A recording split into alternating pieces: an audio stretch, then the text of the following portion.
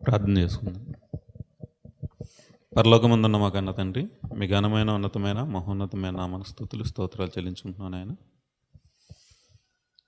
నేను మరో వారం తండ్రి మేము సంగముగా కూడుకుని తండ్రి మిమ్మల్ని ఆరాధించుటకు మీరు ఇచ్చిన సమయాన్ని బట్టి స్తుతులు స్తోత్రాలు చెల్లించుకుంటున్నాను. నేను చెప్పుచున్న నాకు మీ పరిశుద్ధాత్మ సహాయం దయచేయండి. వినుచున్న ప్రతి ఒక్కరికి గ్రహించగలిగే శక్తిని, వినగలిగే చెవుల్ని దయచేయండి. ఆయన మేము ఎల్లప్పుడూ తండ్రి మిమ్మల్ని మహింపరిచే పిల్లలుగా ఉండడానికి కృప దయచేయమని యేసుక్రీస్తు వారి పేరటి ప్రార్థన మనవులు సమర్పించుకుంటున్నాం మా కన్న తండ్రి. ఆమేన్. హెబ్రీయులకు రాసిన పత్రిక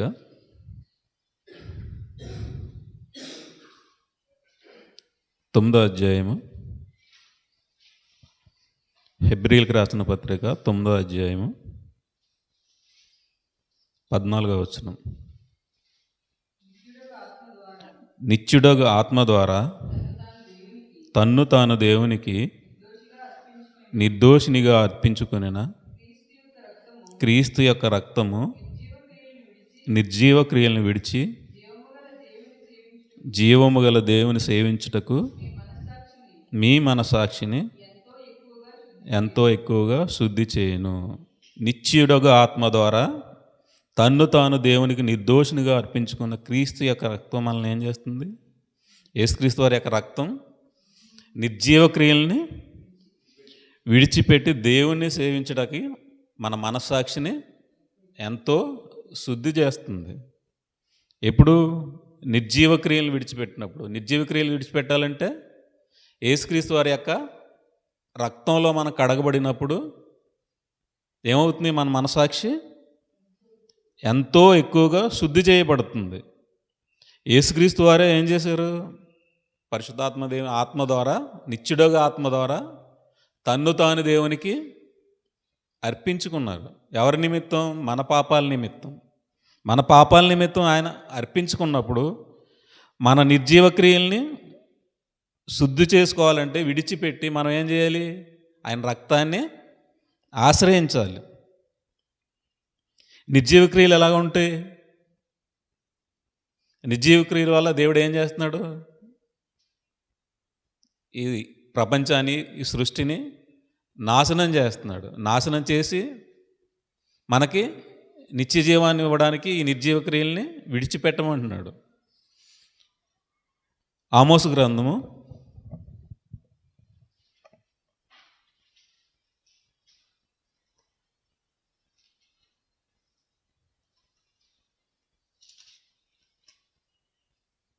4వ అధ్యాయము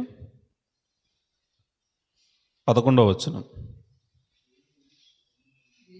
దేవుడు సొదొమ గొమొర్రాలను బోర్ల దోసి నాశనము చేసినట్లు నేను మీలో కొందరిని నాశనము చేయగా మీరు మంటలో నుండి తీయబడిన కొరువులైనట్టు తప్పించుకుంటురి. అయినను మీరు నా తట్టు తిరిగిన వారు కారు. ఇదే యెహోవా వాక్కు. కాబట్టి ఇశ్రాయేలులారా, నేను మీ ఎడల ఎలాగునే చేయుదును గనుక ఇశ్రాయేలులారా, మీ దేవుని సన్నిధిని కనబడుటకై సిద్ధపడుడి. పర్వతములను నిరూపించువాడును గాలిని పుట్టించువాడును ఆయనే. ఉదయమున చీకటి కమ్మజేయవాడు, మనుషుల యోచనలను వారికి తెలియజేయవాడును ఆయనే. భూమి యొక్క ఉన్నత స్థలం మీద సంచరించు దేవుడును సైన్యములకు అధిపతియగు యెహోవా అని ఆయనకు పేరు. దేవుడు ఏమంటున్నారు ఇక్కడ? సొదొమ గొమొర్రాలను బోర్లా చేసి ఏం చేశాడు? నాశనం చేసేది. అలాగే పాపం చేస్తున్న ప్రతి ఒక్కరిని ఏమంటున్నాడు దేవుడు? నాశనంలో పడిపోకుండా మిమ్మల్ని నేను కాపాడుతున్నాను. ఎలా కాపాడుతున్నాడు దేవుడు? కొరువులైనట్లు మంటలో నుండి ఏం చేస్తున్నాడు? బయటికి తీసి వాడిని రక్షిస్తున్నాడు. ఆ కర్ర మొత్తం కాలిపోతే ఏమవుతుంది? బూడిద అయిపోయి నాశనం అయిపోతుంది. నాశనం అయిపోకుండా ఏం చేస్తున్నాడు? కాపాడి బయటికి తీసిన తర్వాత ఏం చేస్తున్నారు మళ్ళీ ప్రజలు? తప్పించుకుని ఏం చేస్తున్నారు? తమ ఇష్టానుసారంగా బ్రతుకుతున్నారు తప్ప దేవుని వైపు తిరగడం లేదు. అయినను మీరు నా తట్టు తిరిగిన వారు కారు. మీకు నేను ఎలా చేస్తానని దేవుడు తెలియజేస్తున్నా, ప్రజలు ఏం చేస్తున్నారు? తమ ఇష్టానుసారంగా నిర్జీవ క్రియల వైపుకి వెళ్ళిపోతున్నారు. దేవుడు ఏమంటున్నాడు? మీరు నా సన్నిధిని కనపడుటకై సిద్ధపడండి, మీ ఇష్టానుసారంగా వెళ్ళిపోకండి, నిర్జీవ క్రియల వైపుకు వెళ్ళకండి. పర్వతాలను నిరూపించేవాడు, గాలిని పుట్టించేవాడు కూడా ఆయనే అని మనకు తెలియజేస్తున్నాడు. సృష్టిలో ప్రతి దాన్ని దేవుడు సృష్టించాడు. గాలి రావాలన్నా ఆయన ద్వారానే వస్తుంది, పర్వతాలను నిరూపింపాలన్నా ఆయన ద్వారానే నిరూపింపబడతాయి.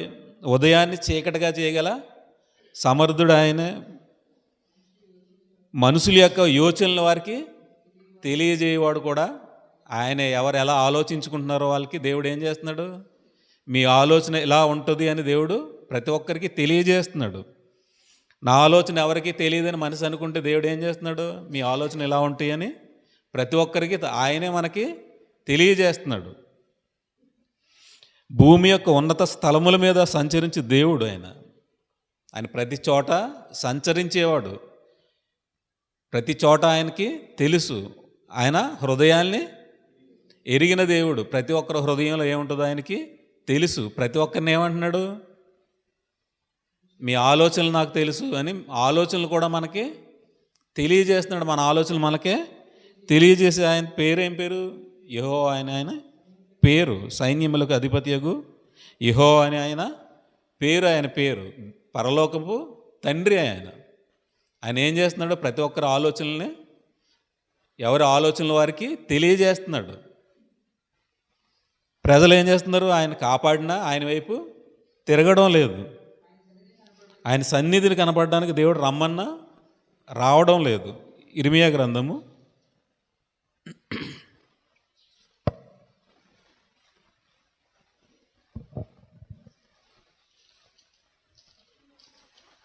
3వ అధ్యాయము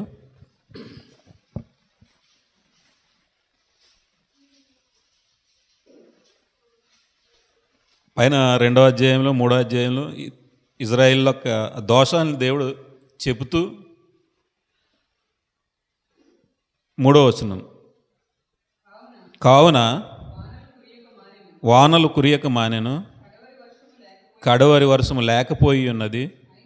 అయినను నీకు వ్యభిచార స్త్రీ ధైర్యం వంటి ధైర్యము గలదు, సిగ్గుపడనొల్లకున్నావు. అయినను ఇప్పుడు నీవు నా తండ్రి, చిన్నప్పటి నుండి నాకు చెలికాడవు నీవే అని నాకు మొర్ర పెట్టుచుండగా చుండవా? ఆయన నిత్యము కోపించునా, నిరంతరము కోపం చూపునా అని నువ్వు అనుకుని నీవు చేయదలిసిన దుష్కార్యములను చేయుచూనే ఉన్నావు. దేవుడే ఉన్నాడు పైన అంతా చెప్పుకుంటూ వచ్చి, నువ్వు చేసే విచార క్రియలు ఎక్కడ పడితే అక్కడ నీ ఇష్టానుసారంగా వెళ్తున్నావు, నచ్చినట్లు చేసుకుంటున్నావు అని చెబుతూ ఏమంటున్నాడు? నువ్వు చేసిన పన్ను వల్ల ఏమవుతుంది? పై వచనంలో ఏమంటున్నాడు? నీ వ్యభిచారం చేత, దుష్కార్యముల చేతను నీవు దేశాన్నే అపవిత్రపరుచున్నావు. నేను చేసిన తప్పు వల్ల నాకు నష్టం రావాలి తప్ప నేను చేసిన పని వల్ల ఏమవుతుంది? దేశానికే అపవిత్రత ఆపాదింపబడుతుంది. ఒక మనిషి చేసిన దానివల్ల తనకు నష్టం కాకుండా దేశానికే నష్టం వాటిల్లుతుంది. ఇక్కడ ఏమంటున్నాడు? కావున ప్రజలు చేసే ఆ తప్పుల వల్ల ఏమవుతున్నాయి? వానలు కురియక మానెను, కడవరి వర్షం లేకపోయి ఉన్నది. అయినను నీకు వ్యభిచార స్త్రీ ధైర్యం వంటి ధైర్యం కలదు. ఇక్కడ వ్యభిచారం చేసేవారి కాకుండా ఇంకో దాని గురించి కూడా దేవుడు మాట్లాడుతున్నాడు. వ్యభిచార స్త్రీకి ఉన్న ధైర్యం వంటి ధైర్యము నీకు ఉంది, సిగ్గుపడకున్నావు. అయినా నువ్వు ఇప్పుడు ఏమంటున్నావు? మళ్ళీ నా తండ్రి, చిన్నప్పటి నుంచి నాకు నువ్వు చెలికాడవు, నాకు నువ్వు స్నేహితుడువు అని మొరపెట్టి ఏం చేస్తున్నాడు? మళ్ళీని మొరపెడుతున్నావు. నువ్వు నిత్యము కోపించే దేవుడివి కాదు. నిరంతరము నీ కోపం నా మీద ఉండదు అని అంటూనే ఏం చేస్తున్నారు? ఏదైతే అనుకుంటున్నారో వాళ్ళ దుష్కార్యాలు చేసుకుంటూనే వెళ్తున్నారు. నువ్వు అనుకున్న పని నువ్వు చేస్తున్నావు అని దేవుడు ఏమంటున్నాడు? హెచ్చరిస్తున్నాడు. నువ్వు దేవునికి మొరపెడుతున్నావు, నువ్వు నాకు చెలికాడివి, నువ్వు నిరంతరము నా మీద కోపం చూపు, నా మీద నీ కోపం ఎల్లప్పుడూ ఉండదు, నువ్వు కృప చూపే దేవుడు, నీ ఇచ్చివు నన్ను కాపాడే దేవుడు అని అంటూనే నువ్వేం చేస్తున్నావు? నీ ఇష్టం వచ్చినట్టు నువ్వు అనుకున్న దుష్కార్యాలు చేస్తున్నావు. నేను చెప్పినట్టు నా సన్నిధికి నువ్వు రావడం లేదని దేవుడు ప్రతి ఒక్కరికి సెలవిస్తున్నాడు, వాక్యం ద్వారా చెబుతున్నాడు. మనుషులకి ఏం తెలుసు? దేవుడు కృప చూపే దేవుడు, దయ చూపే దేవుడు అని తెలిసి ఏం చేస్తున్నాడు? దేవుడి దగ్గరకు వచ్చి కూడా తమ అనుకున్న పనులు తమ ఇష్టానుసారంగా చేసుకుంటా వెళ్ళిపోతున్నారు. ఏం క్రియలు అయ్యి? నిర్జీవ క్రియలు, జీవము గల క్రియలు కాదు. యేసుక్రీస్తు వారి యొక్క రక్తంలో కడగబడ్డ తర్వాత తమ ఇష్టానుసారంగా వెళ్ళిపోతే దాన్ని ఏమంటున్నాడు దేవుడు? దుష్కార్యములు. నీ ఇష్టం వచ్చినట్లే నువ్వు చేసుకుంటూ వెళ్తున్నావు. అయినా దేవుడు ఏమంటున్నాడు? నా యుద్ధకు రా అంటున్నాడు. ఆమోసు గ్రంథం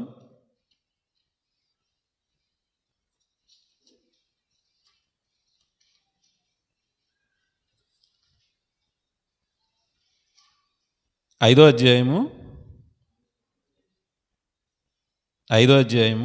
4వ వచనం. ఇజ్రాయిలతో యెహోవా సెలవిచ్చినదేమనగా, నన్ను ఆశ్రయించుడి, నన్ను ఆశ్రయించిన యెడల మీరు బ్రతుకుదురు. దేవుడు ఏమన్నాడు? ప్రతి ఒక్కరిని నన్ను ఆశ్రయించండి, నన్ను ఆశ్రయిస్తే మీరు అవుతున్నారు, బ్రతుకుతారు. నిర్జీవ క్రియలోకి వెళ్ళిపోతే నాశనం అయిపోతారు. నాశనానికి వెళ్ళకుండా మనం ఎవరిని ఆశ్రయించాలి? యెహోవాను ఆశ్రయించాలి. ఇక్కడ సొదొమ గొమొర్రాను ఎందుకు నాశనం చేశాడు దేవుడు? యోధపత్రిక సొదొమ గొమొర్రాను బోర్లా తీసి దాన్ని నాశనం చేశాడు. యోధపత్రిక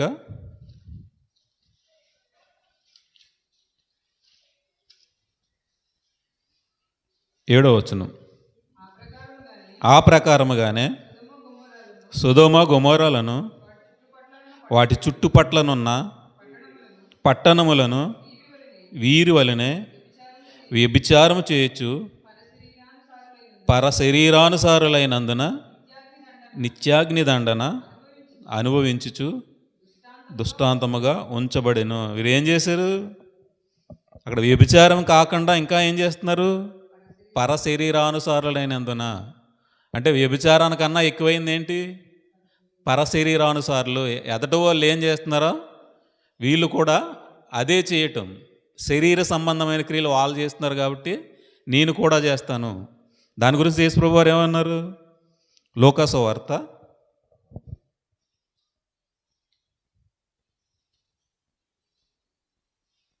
17వ అధ్యాయము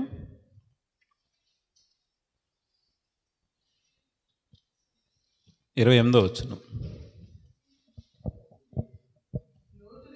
లోతు దినములలో జరిగినట్టును జరుగును. జనులు తినుచు త్రాగుచు కొనుచు అమ్ముచు నారు నాటుచు ఇండ్లు కట్టుచు నుండిరి.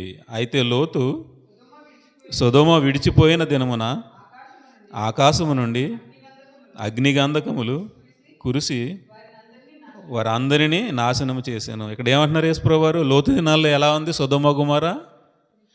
వ్యభిచారమే కాకుండా ఇంకా ఏముంది అక్కడ? జనులు తినుచు త్రాగుచు కొనుచు అమ్ముచు నారు నాటుచు ఇండ్లు కట్టుచు నుండిరి.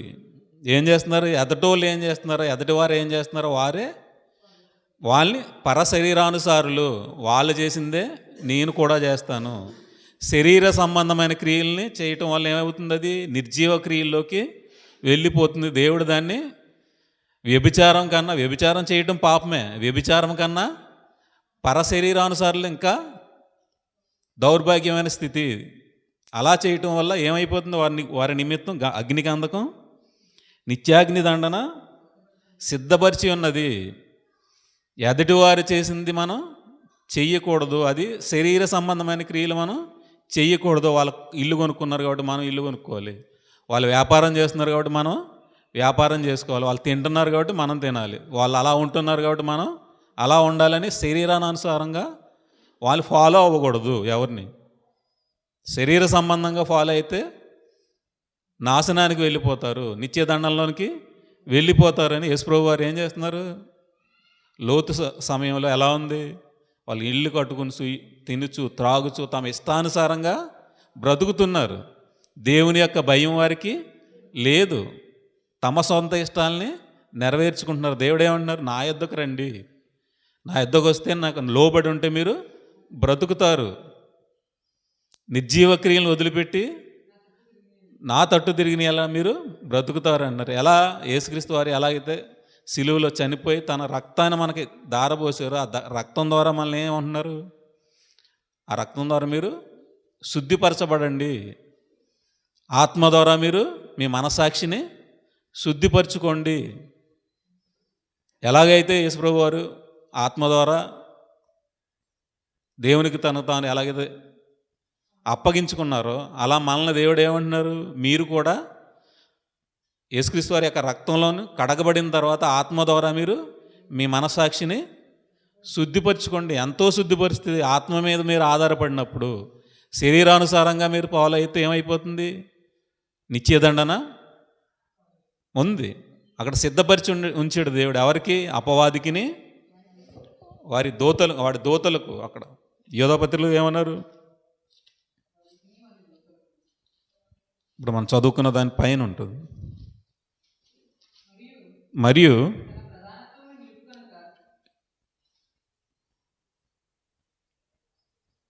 5 నుంచి చదువుకుందాం. ఈ సంగతులని మీరు ముందుటినే ఎరిగి ఉన్నాను.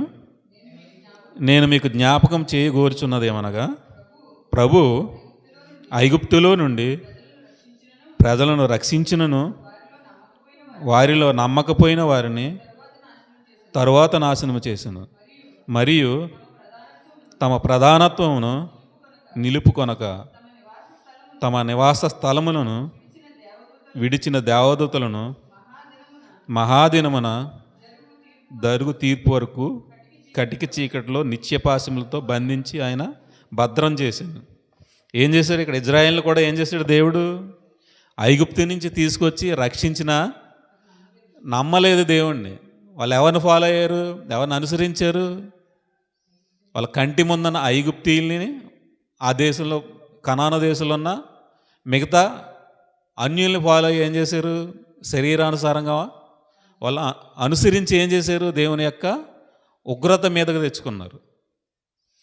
పరలోకంలో కూడా సాతాను ఏం చేశాడు? ప్రధానత్వం నిలుపుకొనక తన ఇష్టానుసారంగా దేవుని కన్నా సింహాసనాన్ని హెచ్చించుకుని తనకు తానుగా దేవుడిగా ఉండాలనే కోరికతో దేవుణ్ణే తృణీకరించాడు. మరి సాతాను అనుసరించిన దోతలు కూడా ఏమైపోయారు? కటిక చీకట్లో నిత్యపాశములతో బంధించి భద్రం చేయబడిపోయారు. అంటే దేవుని యొక్క ఆజ్ఞలను అనుసరించక ఇతరుల ఆజ్ఞల్ని, ఇతరి యొక్క పోకడల్ని, ఇతరుల యొక్క పద్ధతుల్ని అనుసరించినప్పుడు ఏమవుతుంది?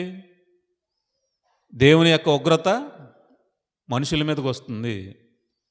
వ్యభిచారం కన్నా పరశరీరానుసారులు ఇంకా దౌర్భాగ్య స్థితిలోకి వెళ్ళిపోతారు. వీళ్ళు చేశారు కాబట్టి నేను కూడా అలా చేస్తానంటంలో చాలా ఇబ్బంది ఉంది.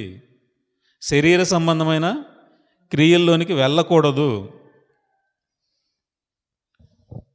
యోహాను గారు రాసిన మొదటి పత్రిక 2వ అధ్యాయము 15వ వచనం. లోక సంబంధంగా వెళ్ళిపోతే ఏముంటుంది? శరీర సంబంధంగా ఈ లోకంలో ఏముంది?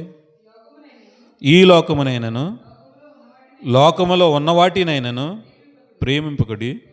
ఎవడైనను లోకమును ప్రేమించిన ఎడల తండ్రి ప్రేమ వానిలో ఉండదు.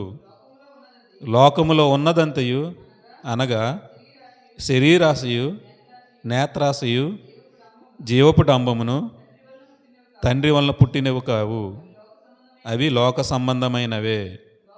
లోకమును దాని ఆశయు గతించిపోవుచున్నవి కానీ దేవుని చిత్తమును జరిగించువాడు నిరంతరము నిలుచును. ఈ లోకంలోనున్నది దేనిని కూడా మీరు ప్రేమించొద్దు అని దేవుడు మన వాక్యం ద్వారా మనకి సెలవిస్తున్నాడు. పరశరీరానుసార్లు ఏం చేస్తారు? లోకంలో ఉన్నదాన్ని ప్రేమించి వారు బాగున్నారు కదా, వాళ్ళు చేసింది నేను చేస్తే నేను కూడా బాగుంటాను, అందువల్ల వాళ్ళు ఏం చేశారు నేను కూడా దాన్నే అనుసరిస్తాను అని అనుకున్నప్పుడు ఏమవుతుంది? దేవుడు ఏమంటున్నారు? ఈ లోకంలో ఉన్నదాన్నైనా ప్రేమించకు. ఎవడైనాను లోకంలో ప్రేమించిన ఎడల తండ్రి ప్రేమ వానిలో ఉండదు. దేవుడు ఈ లోకంలో ఉన్నదాన్ని ప్రేమించడు. లోకంలో ఎవరిని ప్రేమిస్తున్నాడు? మనల్ని మాత్రమే ప్రేమిస్తున్నాడు. మన నిమిత్తం చేయబడ్డది ఇది. మనం అనుభవించడానికి మాత్రమే, కానీ దీని మీద మనం మనసు ఉంచుకోవడానికి కాదు. ఇది నిత్యము కాదు. ఇది యేసుక్రీస్తు వారి యొక్క రెండవ రాకడలో నాశనం అయిపోద్ది. కాబట్టి మీరు ఈ లోకాన్ని మీరు ప్రేమించకండి. ఒకవేళ ప్రేమిస్తే దేవుని యొక్క ప్రేమ వానిలో ఉండదు. లోకంలో ఉన్నదంతా ఏంటి? శరీరాశ, నేత్రాశ, జీవబుడంబం. ఏమున్నాయి? తినటం, తిరగడం, తాగడం, ఇల్లు కట్టుకోవడం, పెళ్ళిళ్ళకి ఇవ్వడం, పెళ్ళిళ్ళకి పుచ్చుకోవడం. ఇవన్నీ ఏంటి? డంబాలు. తినడం అంటే శరీరాశ, తినడం, సుఖించడం. నేత్రాశ, చూసిందల్లా కావాలనుకోవటం. లోకంలో ఇవి తప్ప వేరే ఏమీ లేవు. వాటిని మీరు ప్రేమించొద్దు. ప్రేమిస్తే దేవుని ప్రేమ మీలో ఉండదు అని వాక్యం మనకి సెలవిస్తుంది. ఎప్పుడైతే మనం లోకంలో ఉన్న దాని జోలికి వెళ్ళామో ఏమైపోతుంది? పరశరీరానుసరణ అయిపోతున్నాం. లోకంలో ఉన్నవాడు ఏదైతే అనుసరిస్తున్నాడో మనం కూడా అదే అనుసరించినప్పుడు పరశరీరానుసారులు. దాన్ని దేవుడు చాలా తీవ్రంగా తీసుకుంటున్నాడు. నిత్యాగ్ని దండంలోకి తీసుకెళ్ళిపోతున్నాడు. లోకము దాని ఆశ గతించిపోచును. ఈ లోకంలో ఉన్నదంతా ప్రతిదీ ఏమైపోతుంది? సృష్టి యావత్తు గతించిపోతుంది, లయమైపోద్ది.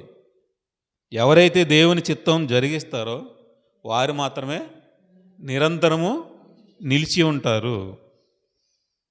మన దేన్ని ఫాలో అవ్వాలి మరి? దేవుని చిత్తాన్ని.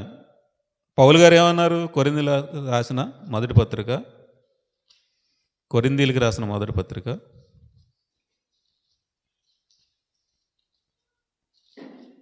11వ అధ్యాయము 1వ వచనం.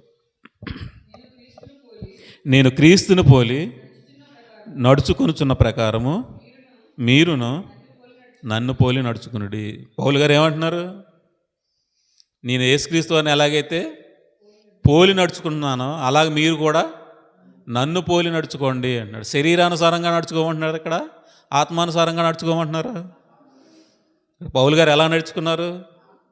తనకున్న దాన్ని పెంటగా ఎంచుకుని ఈ లోకాన్ని విడిచిపెట్టి యేసుక్రీస్తు వారిని ఆత్మానుసారంగా అనుసరించారు. అప్పుడు ఏమంటున్నారు పౌలు గారు? నేను యేసుక్రీస్తు వారిని ఎలాగైతే ఫాలో అయ్యానో, ఆయన ఎలాగైతే వెంబడించానో ఆ ప్రకారం మీరు నన్ను పోలి నడుచుకోండి. పరశరీరానుసారులుగా ఉండొద్దు. వారు ఏం చేశారో మీరు అది చెయ్యొద్దు. దానివల్ల మీకు నిత్యదండన ఉంటుంది. నేను ఎలాగైతే యేసుక్రీస్తు వారిని అనుసరించానో మీరు కూడా అలా నడవండి. అలా నడిస్తే మీకు నిత్య జీవము. అదే కొరింథీయులకు రాసిన మొదటి పత్రిక 10వ అధ్యాయం 23వ వచనం. అన్ని విషయముల యందు నాకు స్వాతంత్ర్యం కలదు, కానీ అన్నీయు చేయదగినవి కావు. అన్నిటి యందు నాకు స్వాతంత్రం కలదు, కానీ అన్నీయు క్షేమాభివృద్ధి కలుగజేయవు. ఎవడును తన కొరకే కాదు, ఎదుటివాని కొరకు మేలు చేయ చూచుకొనవలెను. ఇక్కడ పౌలు గారు ఏమంటున్నారు? నన్ను పోలి నడుచుకోమంటున్నారు. అయినా పౌలు గారు ఏం చెప్తున్నారు? అన్ని విషయంలో నాకు స్వతంత్రం ఉంది, నేను ఏదైనా చెయ్యవచ్చు ప్రభువులో. అలాగని అన్నీ చెయ్యొచ్చా? అన్నీ చేయకూడదు. అన్నీ చేస్తే ఏమవుతుంది? ఎదుటివారు నాశనంలో పడిపోతారు. అన్నిటి యందు నాకు స్వతంత్రం కలదు, కానీ అన్నీయు క్షేమాభివృద్ధి కలగజేయవు. ప్రభువులో మనకు అన్నీ స్వతంత్రం ఉంది. నేను ఇది చేయొచ్చు, అది చేయొచ్చు అని. అది అన్నీ ఏమవుతున్నాయి? ఇతరులకు క్షేమాభివృద్ధి కలుగజేయవు. ఏది క్షేమాభివృద్ధి కలుగు చేస్తుంది? ఎవడును తన కొరకే కాదు, ఎదుటి వాని కొరకు మేలు చేయ చూచుకొనవలెను. ప్రతి ఒక్కరు దేని నిమిత్తం బ్రతుకుతున్నారు? తమ కొరకు కాదు. యేసుక్రీస్తు వారిని ఎందుకు వెంబడిస్తున్నాం? మన ఆత్మని కాపాడుకోవడానికి, ఎదుటివారి ఆత్మని కాపాడడానికి, రక్షించడానికి. నా ఆత్మ రక్షింపబడిపోయింది, నేను ఎదుటివారి నిమిత్తం నేనే పట్టించుకోవాల్సిన అవసరం లేదు, నా ఇష్టానుసారంగా నేను బ్రతుకుతాను అని అనుకోకూడదు. మనల్ని చూసి కొంతమంది చెడిపోయే ప్రమాదం కూడా ఉంది. కాబట్టి మనం ఎలా ఉండాలి? మన ప్రవర్తన ఎల్లప్పుడూ ఎదుటివారికి మేలు చేసేదిగా ఉండాలి తప్ప ఎదుటివారిని నాశనంలోకి తీసుకెళ్ళిపోయేదిగా ఉండకూడదు. మన ప్రవర్తన ఎల్లప్పుడూ ఎదుటివారి మేలు నిమిత్తమై ఉండాలి. నన్ను పోలి నడుచుకోవాలంటే ప్రభు గారిని ఎలా, పౌలు గారిని ఎలా పోలి నడుచుకోవాలి? పౌలు గారు ఏమంటున్నారు ఇక్కడ? నన్ను పోలి నడుచుకోండి. నన్ను పోలి నడుచుకోండి అంటే నేను ఎలాగైతే నాకున్న సమస్తాన్ని పెంటగా ఎంచుకుని ఎదుటివారి మేలు నిమిత్తం నేను ఎలాగైతే బ్రతికానో మీరు కూడా అలా మేలు చేయొచ్చు, బ్రతకండి. అప్పుడే ప్రతి ఒక్కరికి క్షేమాభివృద్ధి కలుగుతుంది. స్వతంత్రం ఉంది కదా అని ఇష్టానుసారంగా బ్రతికితే దాన్ని దుర్వినియోగపరుస్తున్నారు. అది అందరికీ క్షేమకరం కాదు. మేలైన దాన్నే మీరు చెయ్యండి. హెబ్రీయులకు రాసిన పత్రిక 6వ అధ్యాయము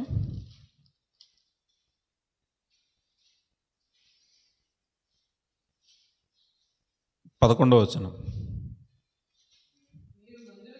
మీరు మందులు కాక విశ్వాసము చేతను, ఓర్పు చేతను, వాగ్దానములను స్వతంత్రించుకుని వారిని పోలి నడుచుకున్నట్లుగా మీలో ప్రతివాడును మీ నిరీక్షణ పరిపూర్ణమగు నిమిత్తము మీరిది వరకు కనపరిచిన ఆసక్తిని తుదమట్టుకు కనపరచవాలని అపేక్షించుతున్నాము.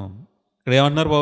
ఇక్కడ మీరు మందులు కాక, మీ హృదయం మందబుద్ధితో ఉండకూడదు. మీ హృదయం నిర్జీవ క్రియల్ని విడిచిపెట్టినప్పుడు మీ హృదయం ఎలా అవుతుంది? పరిశుద్ధంగా తయారవుతుంది, పవిత్రంగా తయారవుతుంది. మీరు విశ్వాసం చేతను, ఓర్పు చేతను వాగ్దానాలను మన ముందున్న భక్తులు ఏం చేశారు? స్వతంత్రించుకున్నారు. వారు ఎలాగైతే ఓర్పు చేత, విశ్వాసం చేత ఎలాగైతే స్వతంత్రించుకున్నారో మీరు కూడా వారిని పోలి నడుచుకున్నట్లు మీ నిరీక్షణ, మీలో ప్రతివాడు ఏం చేయాలి? ఈ నిరీక్షణని పరిపూర్ణమగు నిమిత్తం ఇప్పటి వరకు ఏది నిరీక్షణలో అయితే కొనసాగారో ఇది అంతం వరకు దీన్ని కొనసాగించాలి. మేము నమ్మేసుకున్నాం, ఇప్పటి వరకు మేము కొనసాగిపోయామని ఇప్పుడు మీరు వదిలిపెట్టేయకండి. దీన్ని ఎక్కడ వరకు? అంతం వరకు, కడ వరకు మీరు దీన్ని కొనసాగించాలి. కొనసాగిస్తేనే మీరు రక్షింపబడతారు. మన ముందున్న భక్తులు మనం మాదిరిగా పెట్టుకోవాలి. ఎలాగా? ఆత్మ సంబంధంగా, శరీర సంబంధంగా కాదు. కొరింథీయులకు రాసిన మొదటి పత్రిక 9వ అధ్యాయము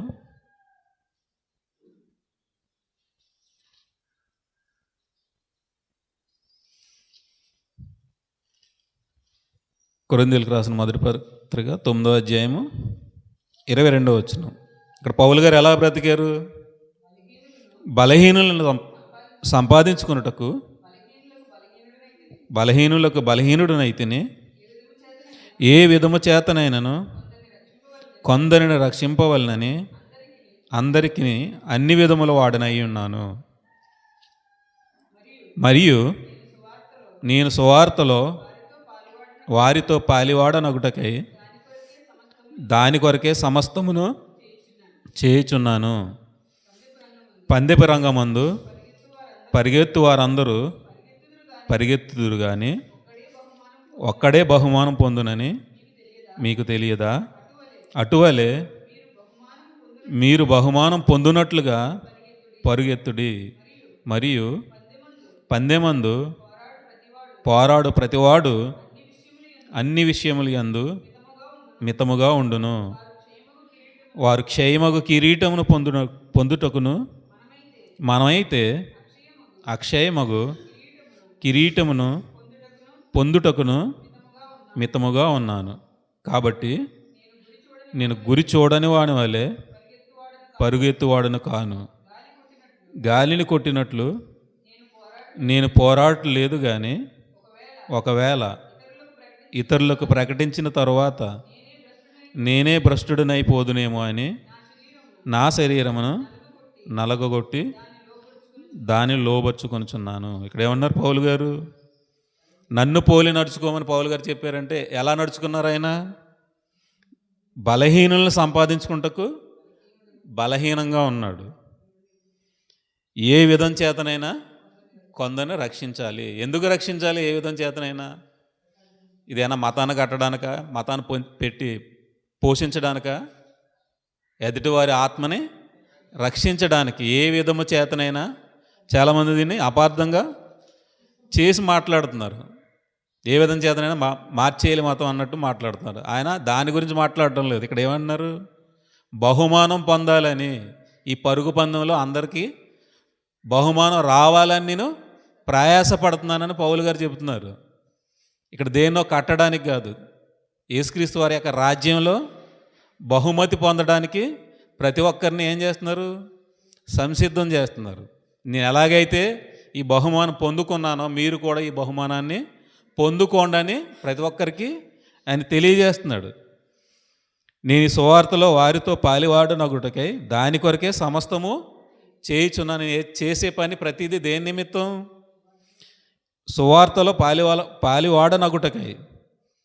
పందెపు రంగమందు పరిగెత్తు వారందరూ పరిగెత్తుదురు, కానీ ఒక్కడే బహుమానం పొందునని మీకు తెలియదా?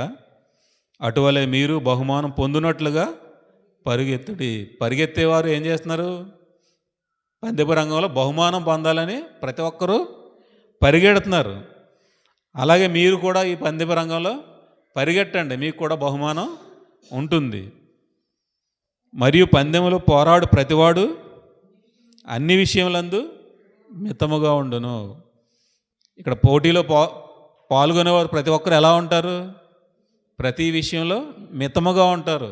ఎక్కువ కాదు, తక్కువ కాకుండా వాళ్ళు లిమిట్ ఎంతైతే ఉండాలో అంతగానే ఉంటారు. దేవుడు కూడా ఇక్కడ మనకి ఏం తెలియజేస్తున్నాడు? మీరు వాక్యంలో ఉన్నప్పుడు మీరు ఎక్కువ అయిపోకూడదు, తక్కువ అయిపోకూడదు. ప్రార్థన యందు, వాక్య ధ్యానమందు సమానంగా ఉండాలి. ఎక్కువ అయిపోకూడదు, తక్కువ అవ్వకూడదు. ఎక్కువైనా ప్రమాదమే, తక్కువైనా ప్రమాదమే. ఒంట్లో బ్లడ్ విషయంలో అలా ఉంటుంది. మనకు మినిమం ఎంత ఉండాలని మన బ్లడ్కి ప్రతి దానికి ఒక లిమిట్ పెడతారు. ఆ లిమిట్ దాటినా ఇబ్బందే, తగ్గినా ఇబ్బందే. ఎక్కువైనా రోగం వస్తుంది, తక్కువైనా రోగం వస్తుంది. కాబట్టి ఎలా ఉండాలో అలాగే ఉండాలి మనం ఒంట్లో బ్లడ్. అలాగే దేవుడు కూడా ఏమంటున్నాడు? వాక్య విషయంలో మీరు ఎక్కువ అయిపోకూడదు, తక్కువ అయిపోకూడదు, మితంగా ఉండాలి. మితంగా ఉన్నప్పుడు మాత్రమే కిరీటం, బహుమతి దొరుకుతుంది. ఈ లోకంలో ఉన్న ఈ ఆటగాళ్ళు ఏం చేస్తున్నారు? తినే తిండి విషయంలో అయినా వాళ్ళ ఇష్టానుసారంగా తినరు. బర్గర్లు, పిజ్జాలు తినరు. వాళ్ళు తిండి విషయంలో చాలా జాగ్రత్తగా ఉంటారు. ఈ లోకంలో ఉన్న వాళ్ళే మితంగా ఉంటే మరి మనం ఎంత మితంగా ఉండాలి? అక్కడ ఏమంటున్నారు?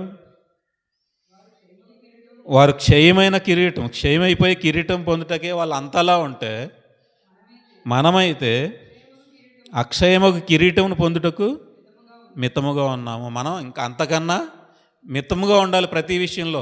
నాకు అన్నీ తెలుసు, నేను నా ఇష్టానుసారంగా వెళ్ళిపోతాను, నాకెవరు అడ్డు పెట్టలేరు, నాకు అడ్డు అదుపు లేదు అనే విషయం మనం ఆలోచనలోనికి రానివ్వకూడదు. పరశరీరానుసారులైనందున వారు ఏమైపోతున్నారు? నిత్యాగ్నిలోకి వెళ్ళిపోతున్నారు. ఇక్కడ మనుషుల్ని చూసి మనం వాత పెట్టుకోకూడదు. వాళ్ళు ఇల్లు కట్టుకుంటున్నారు, వాళ్ళు పొలాలు కొనుక్కుంటున్నారు, వాళ్ళు సంపాదించుకుంటున్నారు, వాళ్ళు తింటున్నారు, తిరుగుతున్నారు అనుకుని వాళ్ళని చూసుకుంటే ఏమైపోతున్నాం? మనం నాశనానికి వెళ్ళిపోతాం. కాబట్టి ప్రతి దాంట్లో మనం దేవుని వాక్యానుసారంగా మితముగా ఉండాలి.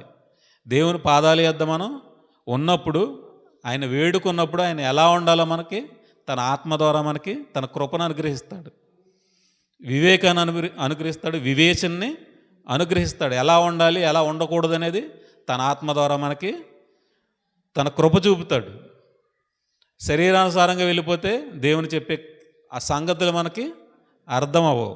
అప్పుడు ఎక్కడికి వెళ్ళిపోతున్నారు? నిర్జీవ క్రియల్లోకి వెళ్ళిపోతున్నారు. మీరు అలా ఉండొద్దు అంటున్నాడు. కాబట్టి నేను గురి చూడని వాని వలె పరుగెత్తువాడను కాను. ఇక్కడ ఏమన్నారు? నేను గురి లేకుండా ఎలా పడితే అలాగ వెళ్ళిపోయేవాడిని కాదు. నాకంటూ ఒక నిరీక్షణ, ఒక గురి ఉంది. నేను దేన్నైతే నమ్ముకున్నానో దాని నిమిత్తం నాకు ఒక అవగాహన ఉంది. దాన్ని ఎలా సాధించాలో దాని గురించి బ్రతుకుతున్నాను, కానీ నాకు ఒక గురి గమ్యం లేకుండా నేను బ్రతకడం లేదు. లోకంలో ఎంతోమంది ఉన్నారు ఒక గురి గమ్యం లేకుండా బ్రతికేస్తున్నారు. ఎందుకు బ్రతుకుతున్నారంటే తమ ఇష్టానుసారంగా తమ ఇష్టాన్ని నెరవేర్చుకోవడానికి, తమ అధికారాన్ని చూపించుకోవడానికి బ్రతుకుతున్నారు తప్ప దానికి ఒక గురి కానీ గమ్యం కానీ లేదు. దేని నిమిత్తం ఇక్కడ వెళ్తున్నారు పౌలు గారు? నేను గాలిని కొట్టినట్టు పోట్లాడలేదు. ఇక్కడ ఇప్పుడు లోకంలో పోరాడేవారు ఎలా పోరాడుతున్నారు? అధికార దాహం, డబ్బు సంపాదన, ఆస్తి సంపాదన, ఐశ్వర్యం, ఇవన్నీ దేని నిమిత్తం సంపాదిస్తున్నారు? వారికి ఏది ఒక గమ్యం లేదు, ఒక గురి లేదు. కేవలం వాళ్ళు తినడానికి, తాగడానికి, సంపాదించుకోవడానికి తప్ప వారికి నిరీక్షణ అనేది ఒక గురి కానీ గమ్యం కానీ వారికి లేదు. ఇక్కడ పౌలు గారు ఏమంటున్నారు? నాకు గురి గమ్యం లేకుండా నేను పోరాటం లేదు, పరిగెట్టడం లేదు. నాకు గురి ఉంది, నాకు నిరీక్షణ ఉంది. నేను ఎందుకు నమ్ముకున్నానో నాకు ఒక క్లారిటీ ఉంది. క్లారిటీ లేకుండా నేను నమ్ముకోలేదు, నాకు గురి లేకుండా నేను నమ్ముకోలేదు. నాకు గురుండి నేను నమ్ముకున్నాను. కాబట్టి దాని నిమిత్తం నేనేం చేస్తున్నాను? పరిగెడుతున్నాను. నేను గాలిని కొట్టినట్లు నేను సంపాదన లేదు. నాకు గురి లేకుండా లేను నేను. ఇప్పుడు గాలిని కొడితే ఏమవుతుంది? మన ప్రయాసం అంతా వ్యర్థం అవుతుంది, మన సమయం అంతా వ్యర్థమైపోతుంది గాలిని కొట్టుకుంటూ కూర్చుంటే.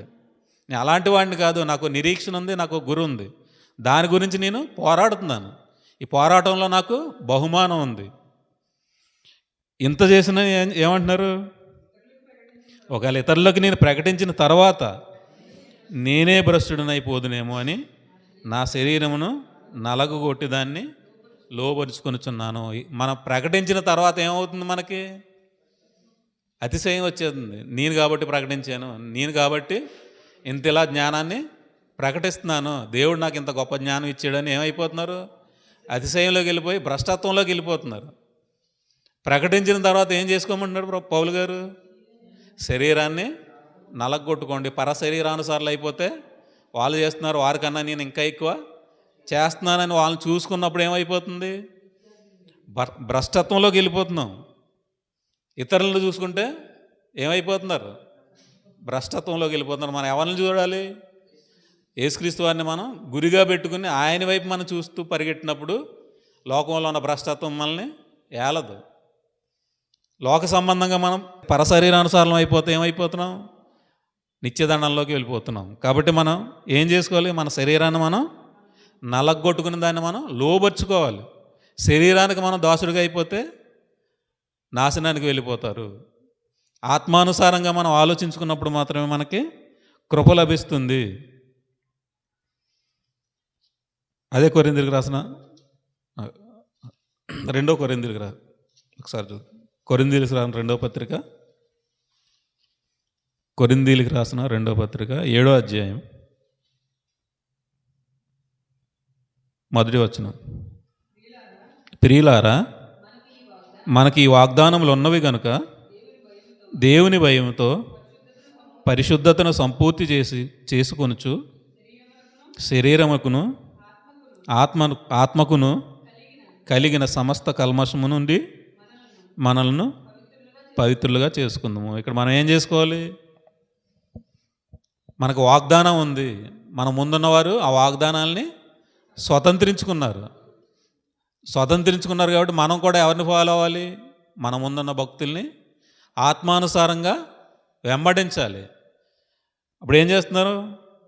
ఈ వాగ్దానాలు మనకు ఉన్నాయి కనుక మనం ఏం చేయాలి? వారు ఎలా బ్రతికారు? దేవుని యొక్క భయముతో బ్రతికారు.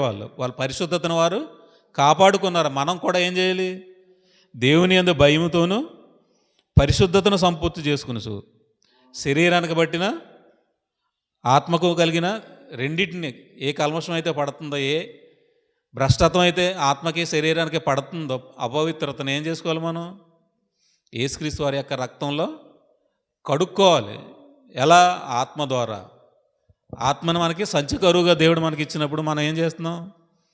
ఆత్మ ద్వారా మనం యేసుక్రీస్తు వారి యొక్క రక్తంలో కడగబడి మనల్ని మనం పవిత్రులుగా చేసుకోవాలి. అది కూడా ఆత్మ సహాయంతోనే మనం చేసుకోగలం. మనకు మనముగా ఏది చేసుకోలేము.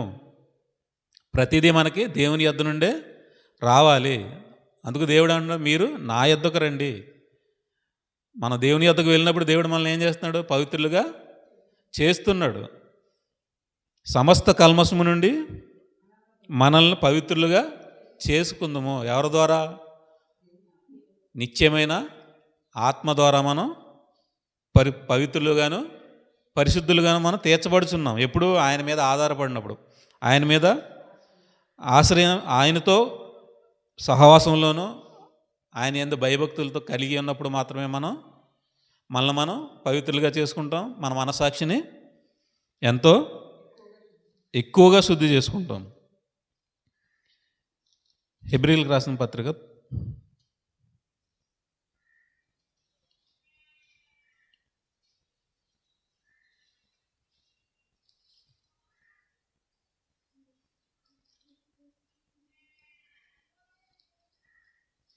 9వ అధ్యాయము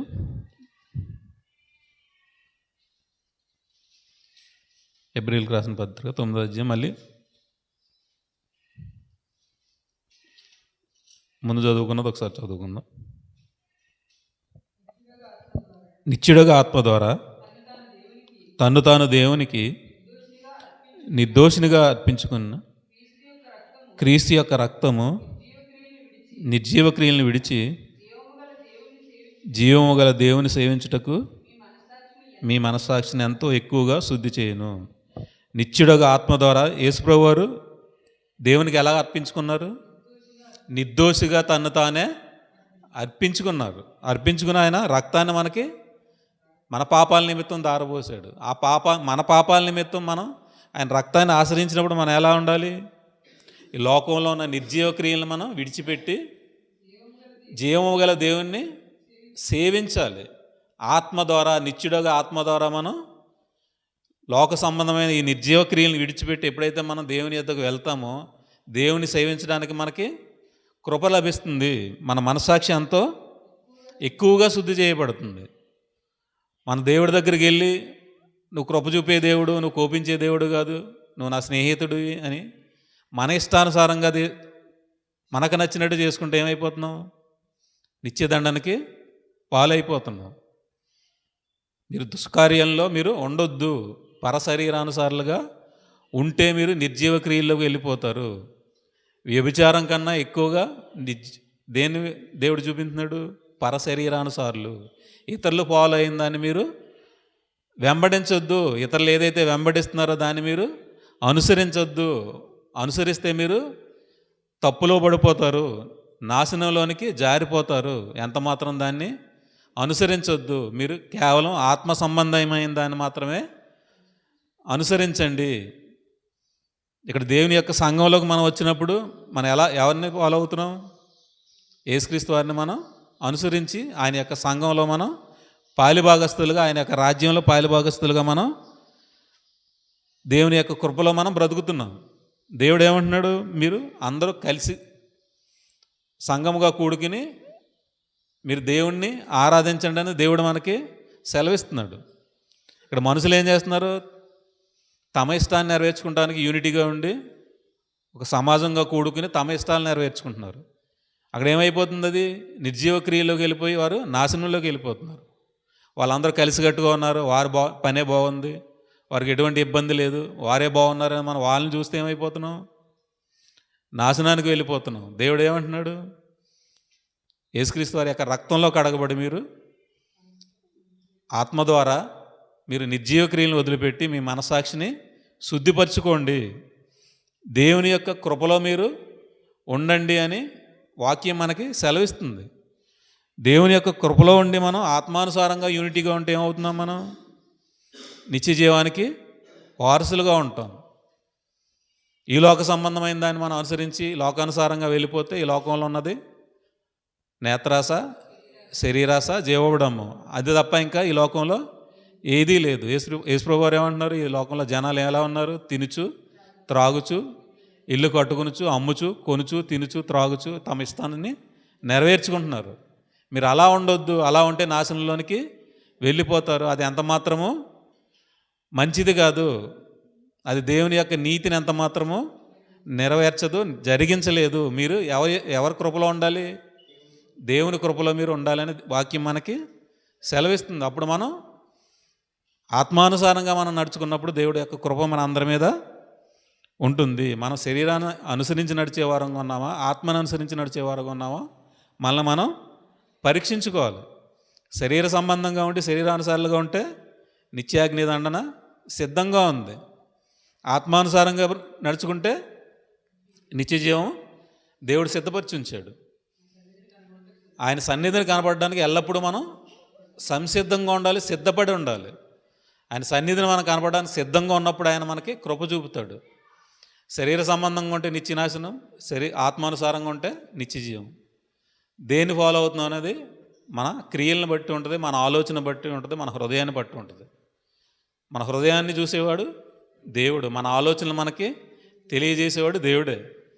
మనం ఎలా ఉన్నామో కూడా మనకు వాక్యం ద్వారా దేవుడు తెలియజేస్తున్నాడు.